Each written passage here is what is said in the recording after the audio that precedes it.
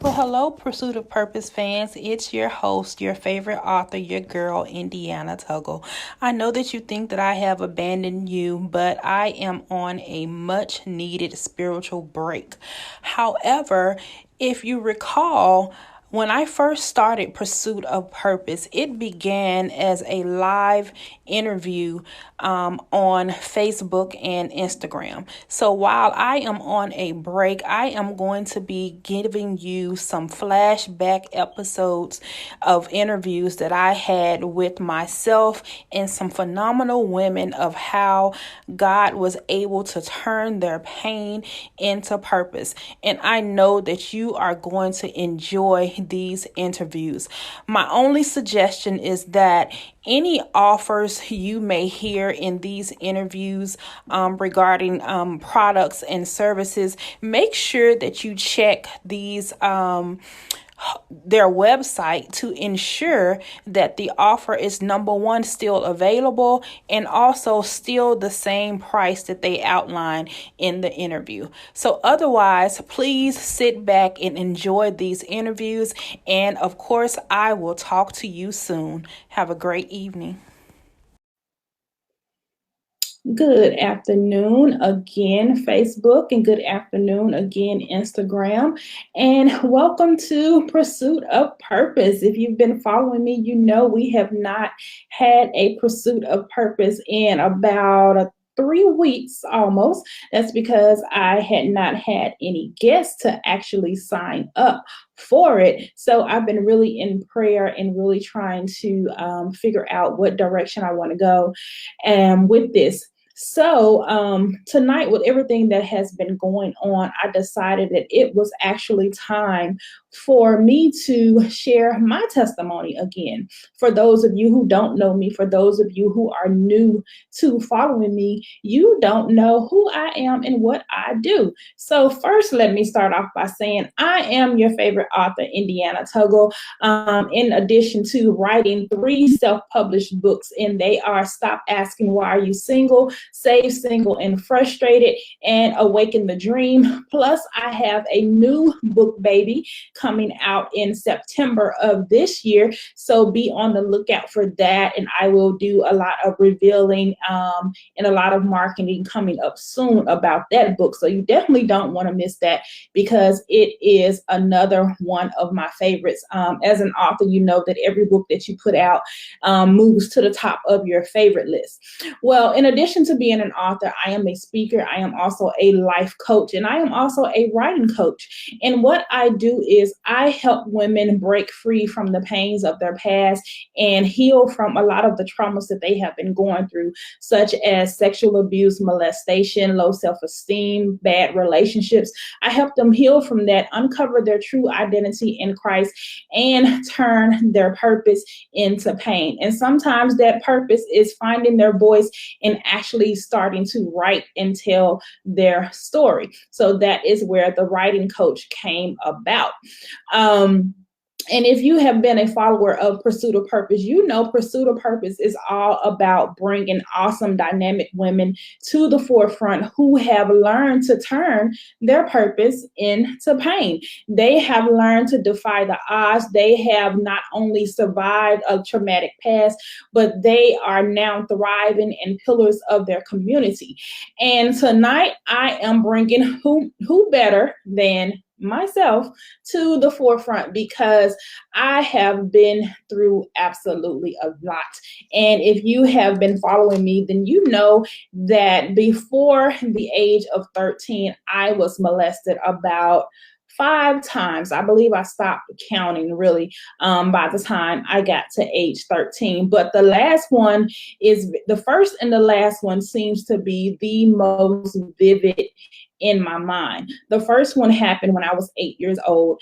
And the reason that is so vivid is because it happened with a childhood friend. And we were both the same age. And we were at her house and we were playing in her room and we were playing house, so to speak. And in playing house, I was the mother and she was the father. So without going into glory details, you know what happened after that. But what happened is after that molestation, I kind of got very silent. Before then, I was very active in school, always taking part in a lot of plays, a lot of dance recitals and things like that. Very active, very bubbly, very bright, vibrant. But after that, I kind of went into a recluse and went into myself, and ended up becoming very withdrawn, very shy, very reserved.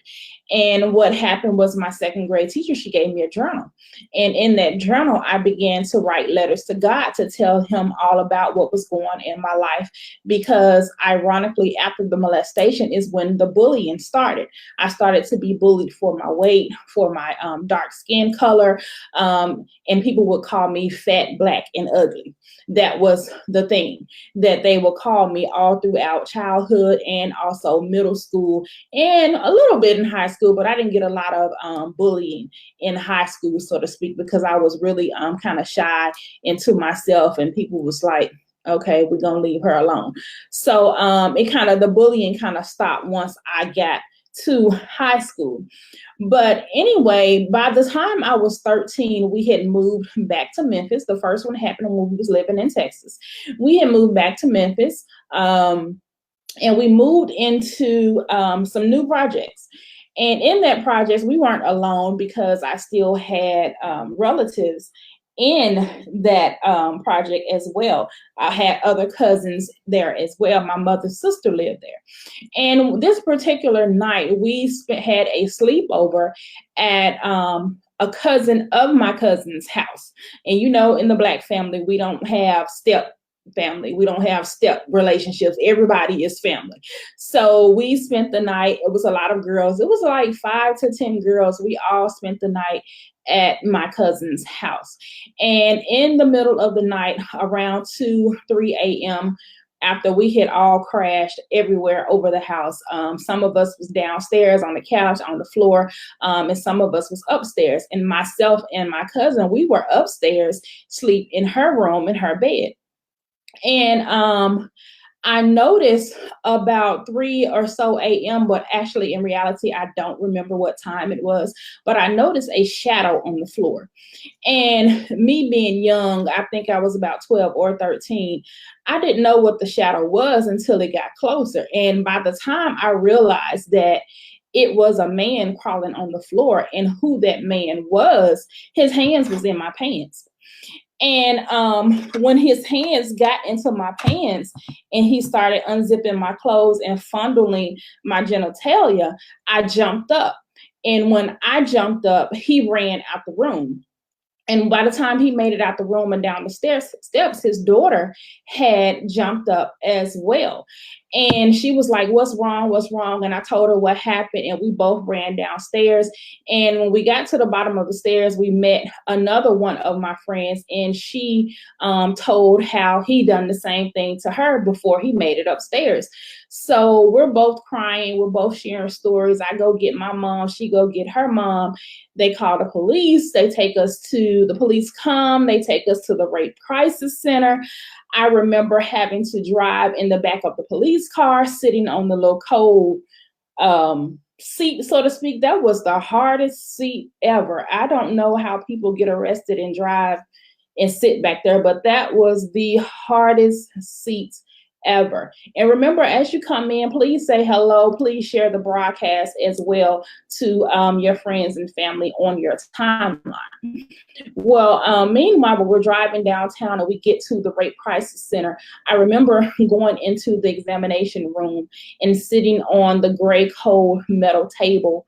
I remember sitting there, and I remember lying there naked from the waist down and letting the examiner examine my body. She was dusting my body for fingerprints and things like that, and she was lifting them off my genitalia. I remember all of that. And that night we went home. My mother and I never talked about it.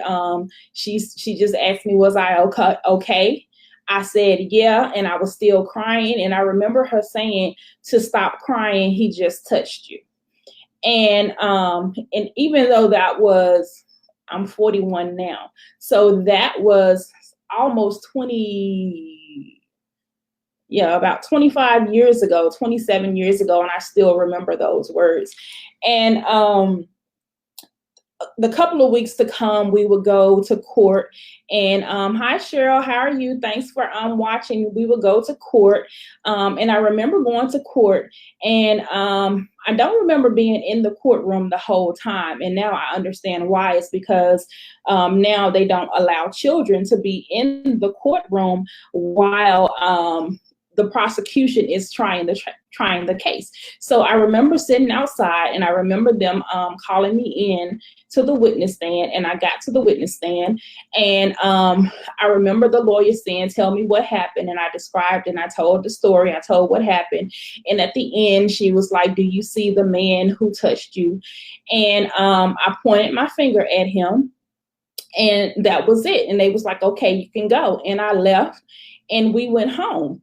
Um, Ironically, I didn't actually remember my mother being there in the courtroom. However, I do know that she had to have been there because I was a child. Who else was going to be there with me? After that, it was not no more than a couple of weeks later.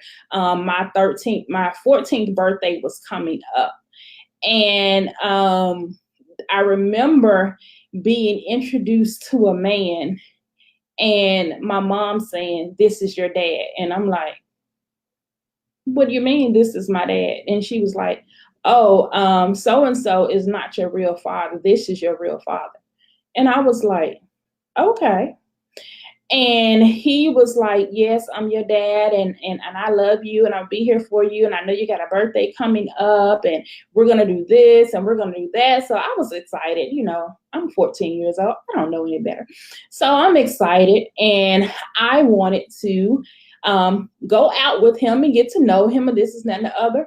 Well, 14th birthday came and went, and I never saw him again. I didn't see him until I was 30.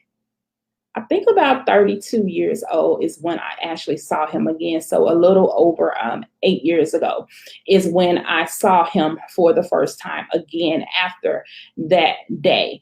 And I remember feeling rejected. I remember feeling abandoned. I remember crying and asking myself, who was this man and why didn't he want me? I remember saying all of that. I remember trying to commit suicide. I remember putting a knife to my wrist and trying to kill myself. I remember getting into another relationship that very same year, a couple of months later, is when I met this guy, my very first boyfriend. And my friends who I hung with, I didn't hang with that many girls. It was about 4 of us in this group. And they told me, peer pressure. They told me that I was the only one still a virgin. And they told me that you're just a baby and you need to become a woman and this, and that, and the other, and you need to go ahead and do it. So when I met this guy, and he was telling me how pretty I was and how beautiful I was like, okay. And he was cute too. So I was like, okay, we're going to do it. No sooner than I lost my virginity, the absolute very next day, I found out that my friends had lied to me. I wasn't the last one. I was actually the first one. And they wanted me to do it to give them permission to do it. So, anywho, from the age of 14 up until the age of 22, I dated this guy. When I graduated high school, we actually, a year later, when I was 19, we actually moved in together with me, him, and his sister. We moved in together, and looking back on their relationship, I understand now that it was purely sexual. We didn't know anything about dating. We didn't know anything about love, but, and I'm talking now from a place of forgiveness, because then I was like, you just an idiot. But now looking back on it, I look at it and say that we were both young. We didn't really know what we were doing. We didn't know anything about relationships. All we knew was you're supposed to have sex. And so that's what we did. We moved in together. I found out that he was on drugs. He and I broke up when I was about 22. So after him, it kept being that same pattern of me meeting the guy telling me how pretty I was, the guy telling me how he would love me and take care of me, and me falling for it. And the guy ended up moving in with me and not helping take care of the bills, not paying for anything, not doing anything for me, but yet I still allowed it to go on because in my eyes, he said he loved me. And so when I had to really get into my healing process, now mind you, even though going through all of this, I was horrible at relationships and choosing men. I was awesome in pursuing my goals because meanwhile, I graduated high school, went on to college, got a bachelor's degree in social work, then went on and got another master's degree in public administration, then I got another master's degree in professional counseling. I had bought my own house. I had bought my first house, bought my first car, moved myself out of the projects, moved myself away from him, getting my own place, really standing on my own 2 feet, really being admired by a lot of my friends and family members. But I was horrible at relationships. And I had gotten to a point in my life where I didn't understand how I had all of this going for me, yet I still was not married. I still did not have the love that I so desperately seek. So before I was able to enter into my healing process, and I know many times when I have other women on the show, after they tell their story, I ask them, well, what is your healing process? What did it look like for you? So for me, my healing process was a series of self-examination and a series of enlightenment into who I was, why I did the things that I did, and what could I do to correct it. So the first thing that I had to do in order to enter into my healing process was I had to recognize the pattern. I had to recognize the pattern of dating the same guy over and over again. Different name, same spirit.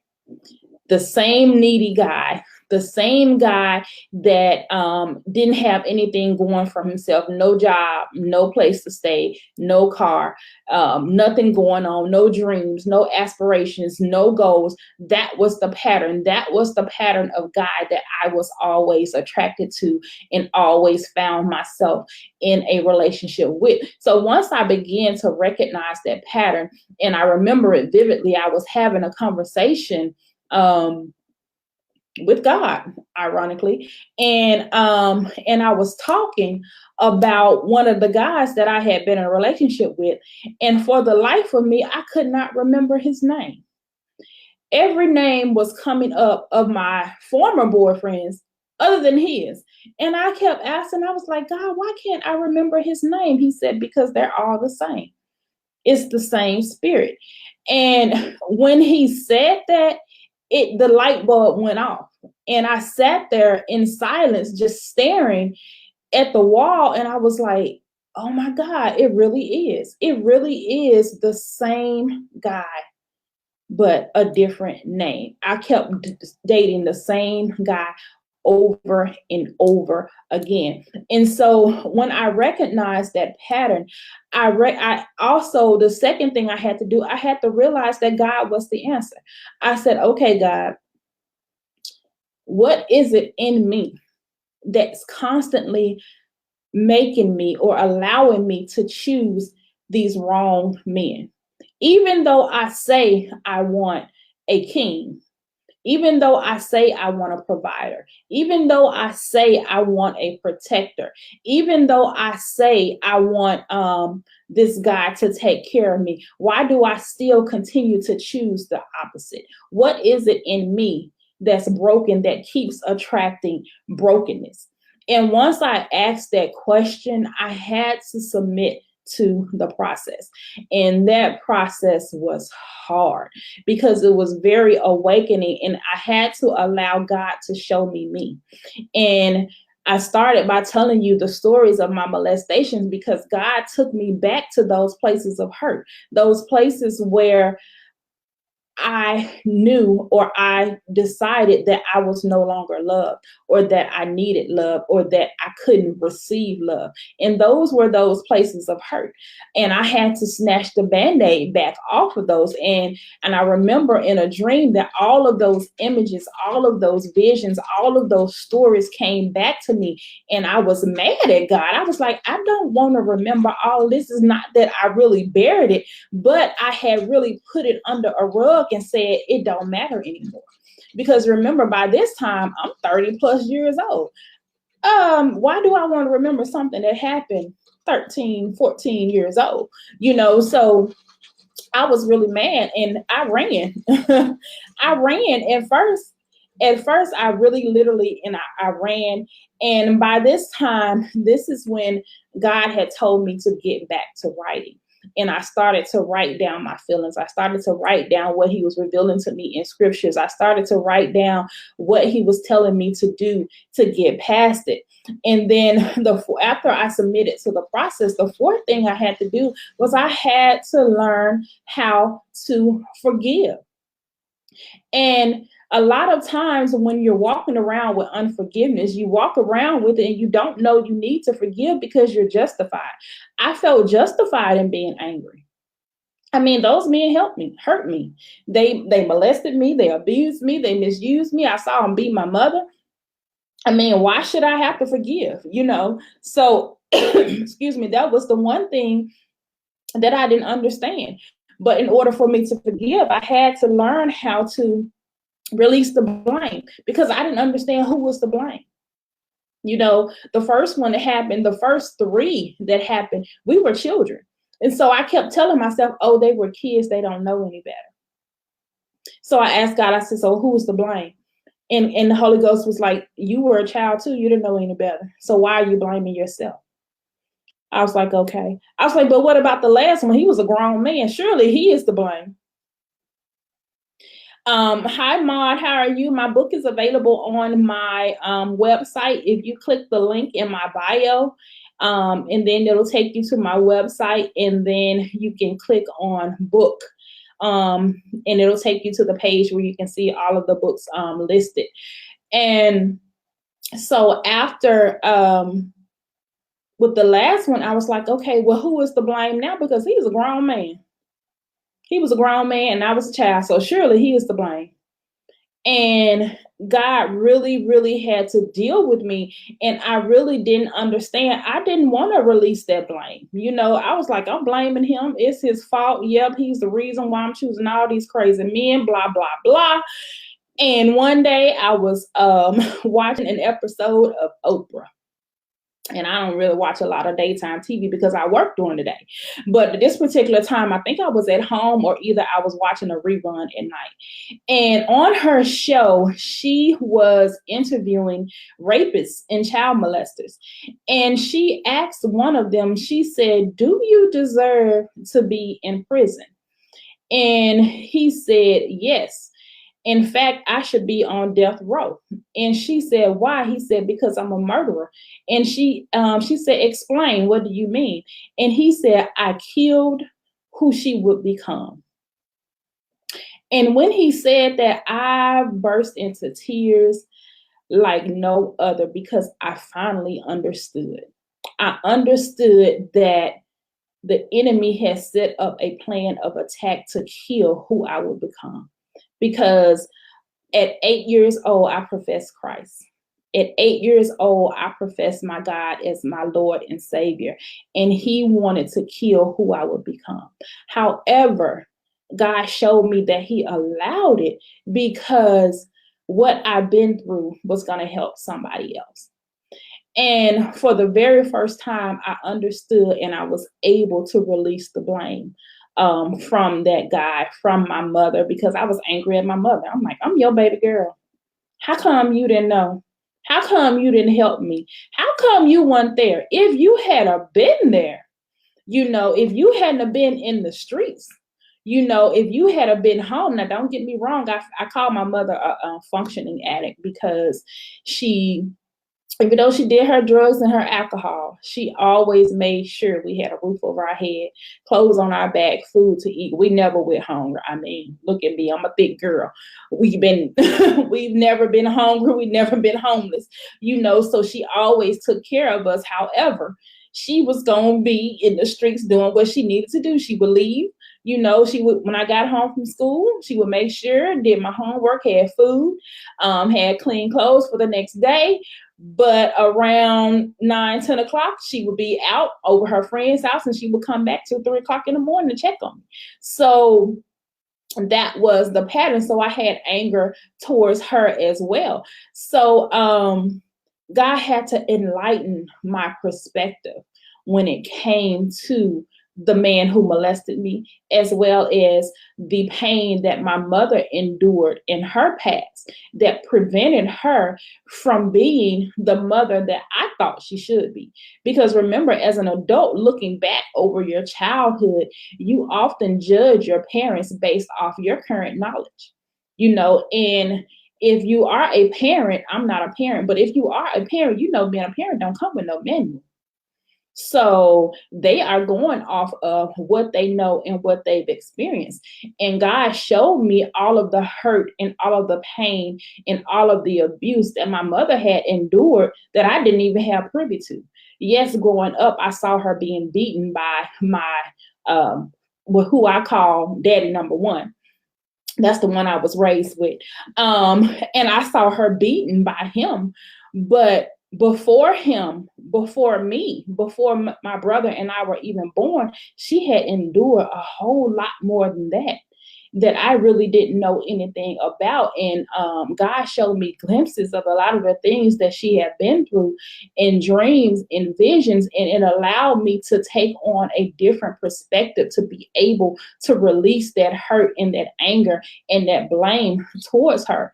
Now, don't get me wrong, it wasn't perfect. Our relationship still wasn't perfect. However, I still was able to honor her the way that the word says honor her before she left this earth. And then the fifth thing that I had to do was I really had to let go of the regret and the shame in addition to the blame. Because a lot of times when you go through things like that, you have this idea of what your life would have been like or could have been like if those things wouldn't have happened to you. And I believe that is why it was so imperative that God impressed upon me to write my story. Because once you write the story, once you release the story from your mind onto the paper or even into the atmosphere through speaking, you release the hold that the enemy has on your mind. Because you can no longer walk in the shoulda, coulda, wouldas. You can no longer say, well, if I had done this differently, then this happened. You know how you replay, well, if I hadn't went over their house that night, then this wouldn't have happened and my life would be so much different. If I hadn't got into this relationship with him, then my life would be so much different. And we tend to do that when we go through traumatic experience. Well, once I wrote my story, I can no longer say that. It's written, it's in black and white, and it's done. It's over with. And the enemy can no longer torment me in my mind with those shoulda, coulda, wouldas. And then I had to let go of the shame.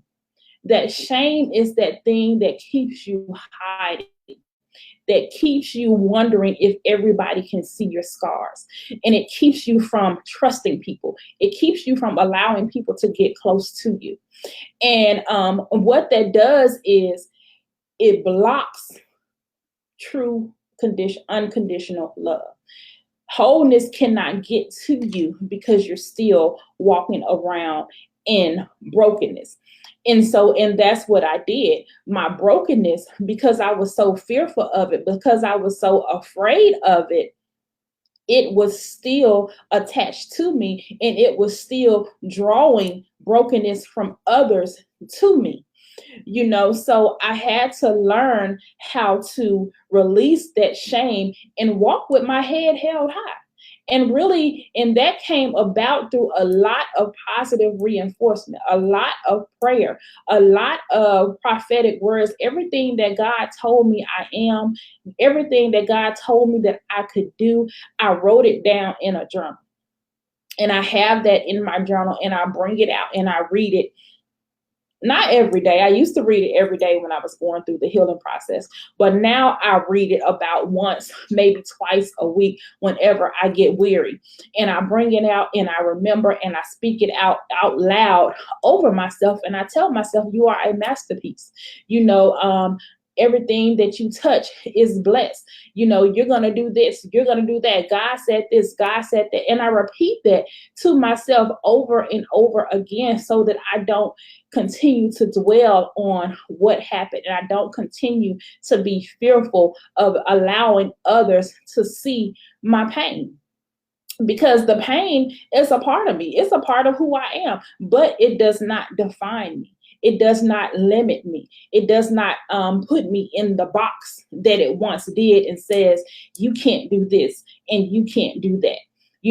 So, and then the last thing that I had to do for my healing process was I had to trust God, because it doesn't look pretty every day. You don't get everything you want. I still don't have that husband, but I'm no longer dwelling on it. No, before I got to number 7, I skipped number 6. My bad. Number 6 is I had to really uncover my purpose. And that is where the beauty of writing came about. Is I did not understand that writing was a gift. I thought it was a hobby. I thought it was something that I just did that communicated with God and that allowed me to release a lot of the pain that I was going through. And it was just recently in the last 2 years after the publishing of the second book that I really realized that it was a gift. And the gift was that I was able to write my story in a way in which that I could show people not just what happened to me, but I can show them how to come out. I can show them the victory. I could teach them how to apply a lot of the principles that God gave me to their own lives. And I recognized that that was the gift that God gave me in my writing. And that was the gift that God revealed my communication skills to him. When I write, it takes me into the presence of God. And I feel as though I am at one with him, literally sitting at his feet. So it's really, really a beautiful thing. And when I recognized that I was able to embrace who I am really as an author, as a speaker, as a teacher, and really allow myself to really go forth and do the things that God said I could do. I didn't know about starting a business. When I went to school, I wanted to be a counselor. I always knew I wanted to help people. So I was going after the social work and the counseling degrees, because that was the manner in which I wanted to help people. But lo and behold, God has been using my books to do that same counseling and that same teaching, because in my books, the counselor in me comes out. In my books, the teacher in me comes out. And even in a lot of the courses and the programs that I've created now, the counselor in me comes out. So once I uncovered my purpose, it gave me a sense of fulfillment, and it also gave me a sense of direction. I no longer have to dwell on having a man. I no longer have to dwell on when is my Mr. Right coming. Don't get me wrong. I am human just like anybody else. So yes, it does get lonely at times. I mean, that's the life of a writer. A lot of time, I spend a lot of time at home alone in my office writing. But at the same time, it does not consume my thought process. It does not consume my actions. It does not consume every fiber of my being. Every speech, all the speech that comes out of my mouth is not about a man, as it was in the past. So my purpose has really gave me purpose. It's gave me focus. It's gave me direction. So without that, I would still be lost. I would still be wallowing in self-pity. So, which brings me to number 7.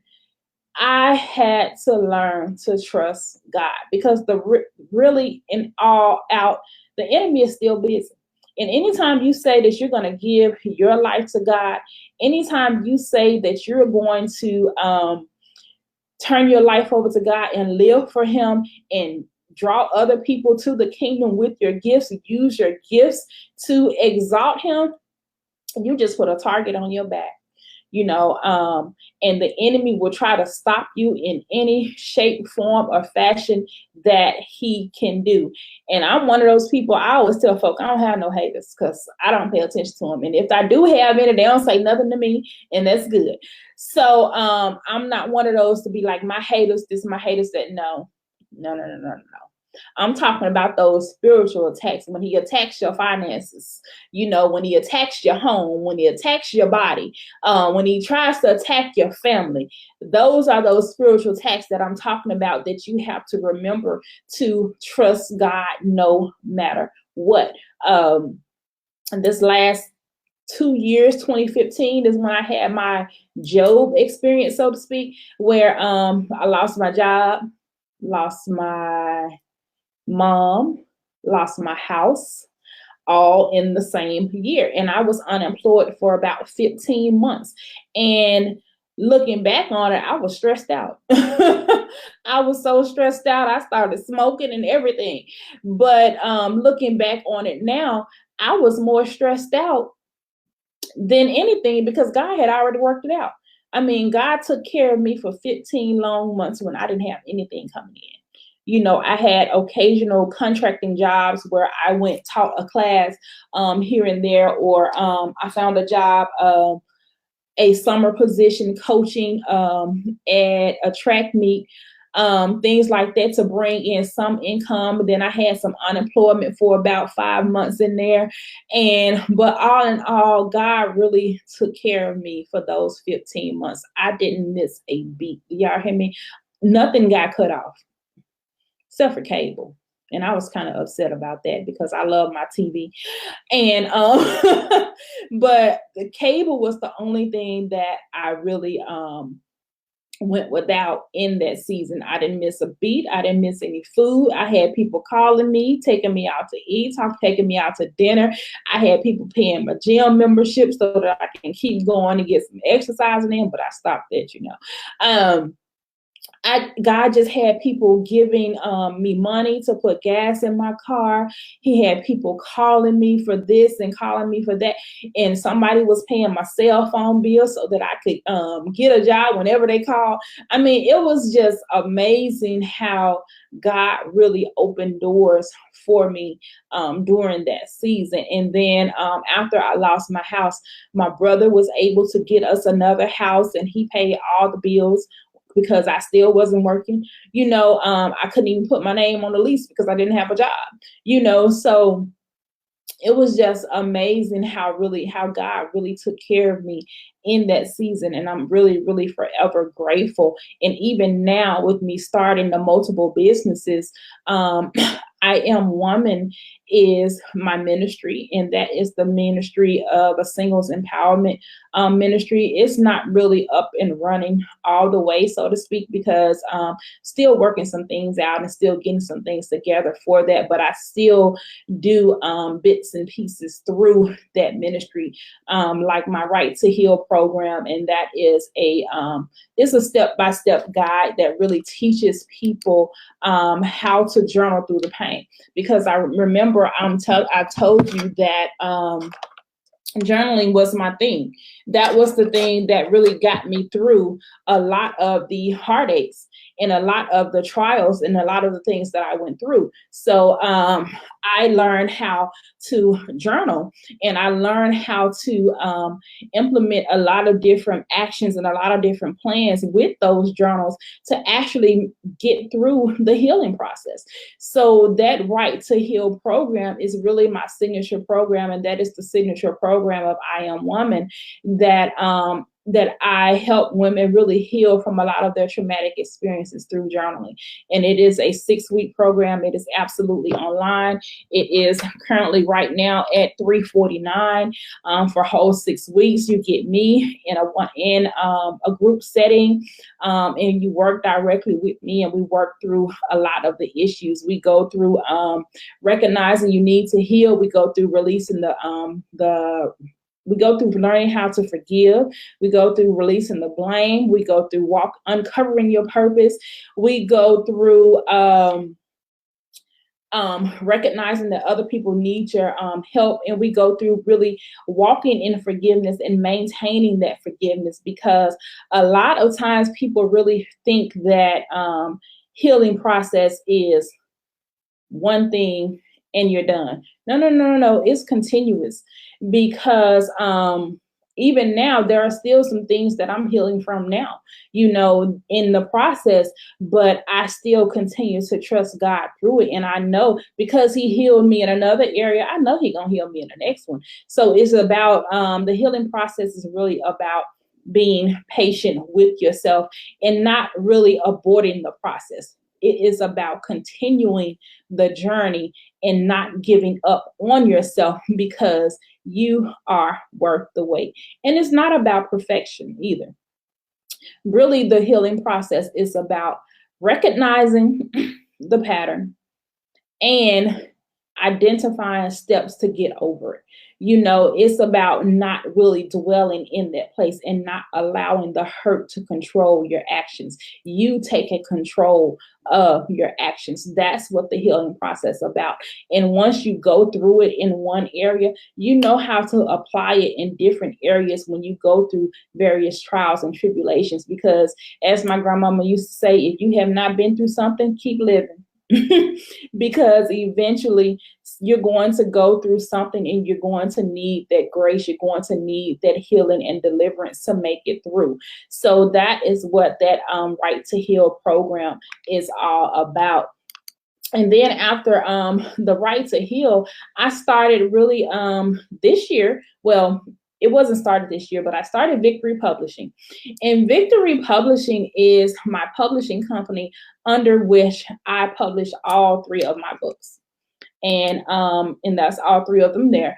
On Instagram, I'm sorry, you can't see the covers of the book. But Victory Publishing, I created that in 2011 as the company in which I would self-publish my own books. Well, this year I opened it up, and now I have created a lot of different programs, writing programs with the writing coaching, and then the group coaching and the one-on-one coaching, to really help others learn how to turn their stories into books as well. So I'm really excited about Victory Publishing, and I'm excited about the vision that God gave me for it. And I'm really excited to see the many authors and the aspiring authors that he's going to send my way, and the many men and women with an awesome story to tell. And the thing about Victory Publishing that I think sets me apart, that makes me different, is I want to publish stories or help people write stories that edify the kingdom, that not only tell what you've been through, but also tell the victory, what God did and how God brought you out, and how he can help somebody else as well. Because the world is sick and tired. Well, not sick and tired. The world is moaning for God. They want to see the God of healing. They want to see the God of deliverance. They need to see the God of deliverance and healing. And he's still healing today. These are not miracles that we just spoke of in the Bible days. No, God is still healing, delivering, and setting free today. And those are the stories that I want to help people birth. Those are the stories that I want to help put in the atmosphere and into the world. Those stories that show how great our God is. So I'm really, really, really excited about Victory Publishing. And one of the programs that I have coming up that I'm going to tell you about before I get out of here is the Kingdom Writers Workshop. The Kingdom Writers Workshop is really a free workshop that I created to help those writers who know they have a story to tell. You already know that you have been through some great stuff and God has brought you a mighty long way, and he has been impressing it upon your heart to write the book, but you don't know where to start. You don't know, other than the title, because I already know you got your title. Other than the title, you don't know where to start, so that is what the Kingdom Writers Workshop is all about. It is going to teach you the top 2 things that you need to know in order to get started writing, and it's going to really help you to end the procrastination. And those top things are: identify your reader and find your voice. And I'm going to take you through the different steps that you can take to find your reader and find your voice as well. And once you get, and also as a bonus to this workshop, you're going to get my self-publishing one-on-one checklist for free. You're also going to get my 4 ways to slay your outline for free as well. And also at the end of this workshop, you are going to have written your outline, which means you're going to have your book written out from chapter to chapter. Not the total book won't be complete, but you will have your outline and you will know what you're going to be talking about in each chapter when I get finished with this workshop. So I'm really, really, really excited about it. And it's going to lead into a writer's challenge in which you will actually leave with all of that I just studied. You will have all of your book written out and even have a couple of chapters under your belt if you follow the plan correctly. So I'm excited about the direction that God is going. I'm excited about all of the things that he's uncovering in my life. And I'm more excited to see how he's turning things around for my good. Because like I said, the enemy had a plan to stop me. So now it's like I'm unstoppable. It's like, let's go, let's get it. And I'm not rushing the process, because at first, I have to be honest, about a year ago, I was really frustrated that things were not popping. Them books not selling, them clients not coming. Okay, God, what's going on? But now I am enjoying the process and allowing God to lead, allowing God to give me a strategic plan in how to implement so many of the creative ideas that he gave me. For those of you who don't know me, I am a avid journaler. Every time I write a new book, I get a new journal. I have a big journal, a book of ideas, where every time God gives me an idea, I put it in there. I mean, God has given me programs, he's given me company names, he's given me so much that I feel like I have to get done. I'm like, oh my God, how are we going to do all this? But the key in that is I know that with God, I can do everything that's on my list, including getting that husband. But I'm not even focused on him right now anymore. He is not at the forefront of my mind anymore, because like I said, purpose gave me purpose. And if you are still out there, still being frustrated that you're single, or still being frustrated that you have not reached the pivotal moment in your life, because I know as women, we have this whole plan of how we want our life to go. By 30, I wanted to have a career and the big house with the white picket fence and the 2.5 children and a dog. I mean, I wanted all of that before 30. It didn't happen like that. I did get the house, but it wasn't my dream house.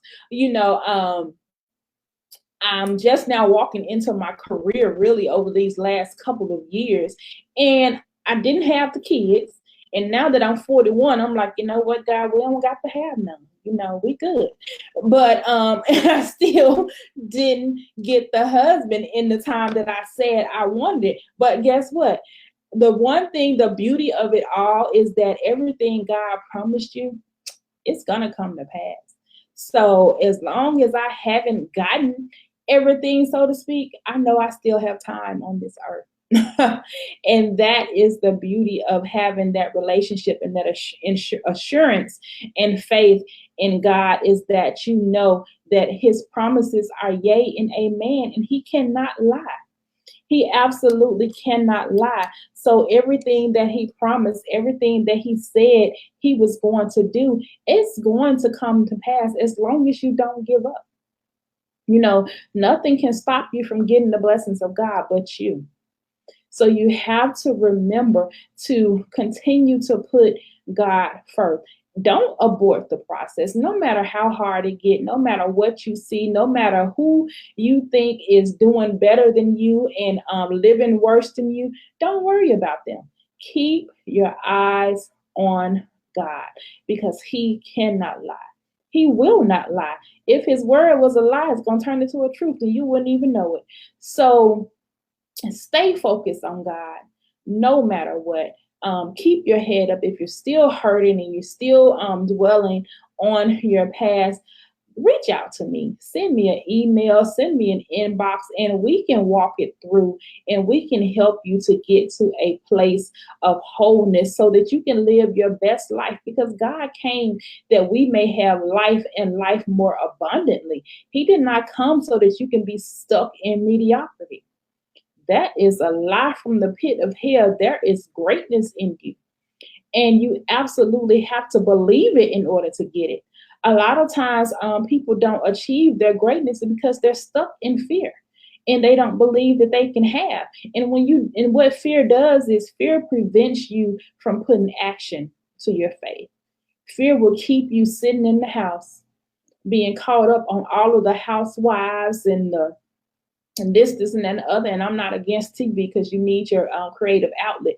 You need to have your entertainment. But if you're spending more time watching other people live their lives than you are living your own life, you got to change that because that's not living.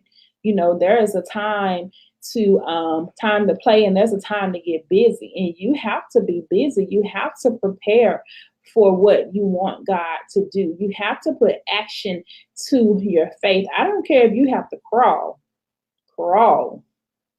Eventually you're going to get there. It's not about how fast you get there. It's about staying steady and keeping the pace and keeping your eyes on God. Because the thing about God is, you can think you're moving at a snail's pace, but God can change your situation in the blink of an eye, because that's just how great and how awesome he is. So you never know. But so don't allow the enemy to tell you that God has forgotten about you. Don't allow him to do that. Continue to uplift yourself. One of my books is a devotional, and I read it myself. I bring it out and I read it because there's a lot of encouragement in there, because on this journey towards purpose, it's going to get hard because life happens. People are going to die. People are going to lose jobs. People are going to get sick. You're going to lose friendships. You're going to lose family members. Things like that happen. That's normal. We came to this earth naked we shall live. So nobody is promised forever. So things like that are going to happen. Yes, it's unexpected. Yes, it hurts, but no, it should not stop you. It should not. Take a minute, mourn the loss, but get yourself back up and dust yourself back up and keep moving.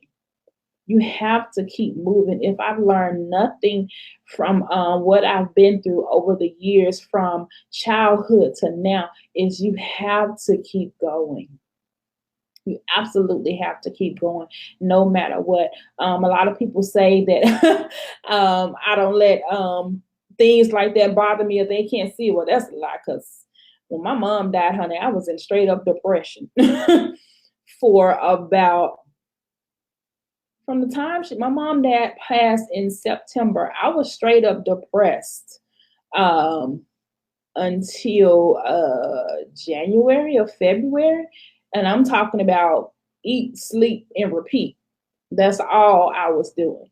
I felt like I was literally in a pit. So I really understand when the enemy gets hold of your mind and you think that nobody loves you and nobody cares. So you might as well end it all. I was that girl. I thought of many days to run my car off a bridge, but by the grace of God and by the people that were around me that was always praying for me, because in that pit, I couldn't even pray. So I thank God for those around me and those who love me, those, my church family, my friends, and my family members who continue to keep me up in prayer. You never know who was praying for you, and a lot of times the enemy tries to stop you from praying and making you think that you have to have all these thuses and thous. No, no, no. When I was in my pit, the only thing I could muster up to say was, God help me. I couldn't say anything else. My mind was boggled down. I mean, literally, I could not say anything else. Or I would pick up the phone and call one of my big sisters, and I would call and I would be like, let's just pray. And she'd be like, what's wrong? I said, I don't know, just pray. And she would just go into prayer, no questions asked, no judgment given, no nothing. We would pray, and she would be like, I love you, bye. And it would be that, and it would be exactly what I needed. So don't take for granted your prayer warriors. Don't take for granted the power of your own words. You don't have to go to God with thee, thuses, and thous and spitting the word all the time. You have to go to him with a pure heart. That's what he requires, is a pure heart. Many times I would sit in the middle of my bed just crying, talking to God, just like I'm talking to you right now, and cry myself to sleep. And he heard every last one of those prayers. And I know he did, because a lot of the things have transpired and have come to pass now. So God is listening in your brokenness. He is listening to you each and every day. You just have to remember that he is always with you. Always. He will never leave you nor forsake you. Never. No matter what it looks like, no matter what it feels like. And remember, you have to worship him in spirit and truth. It's not a feeling anyway. It's a heart thing. So as long as you keep your heart towards him, he will bring you out. He will bring you through. But again, don't give up and don't stop. Keep moving. I just wanted to share my testimony again with you all. So if you find it in your heart to go and visit my website and check out my book, check out my programs, then please feel free to do so. In the comments, you will see the information on the workshop if you want to sign up. It is June 30th. That's a Saturday. It is a Saturday morning at 10 a.m. Central Standard Time, and it's only going to be about 2 hours. So I'm not going to take up a lot of your time and a lot of your Saturday from your family. So please join the workshop if you can. And then also, if you want to be a guest with me and interview with me on Pursuit of Purpose and share your story, share your victory, then please apply at my website as well. The link is on this video. So please come on out. Please come out and share your story, because people need to hear what God has done, and people need to hear how he turned your pain into purpose. And that's really all that I have for tonight. Those on Instagram, if you catch the replay, be sure to give me a lot of likes and a lot of love. Those on Facebook, as you catch the replay, be sure to say hi in the comments or type #replay so that I can come back and interact with you as well. That's really all that I have on tonight. That's all for this episode of Pursuit of Purpose. So thank you so much for joining you. joining you. Thank you so much for joining me, and I will see you all perhaps again on next week to share some more information. And thank you, and God bless. And remember, there is purpose in your pain. Good night.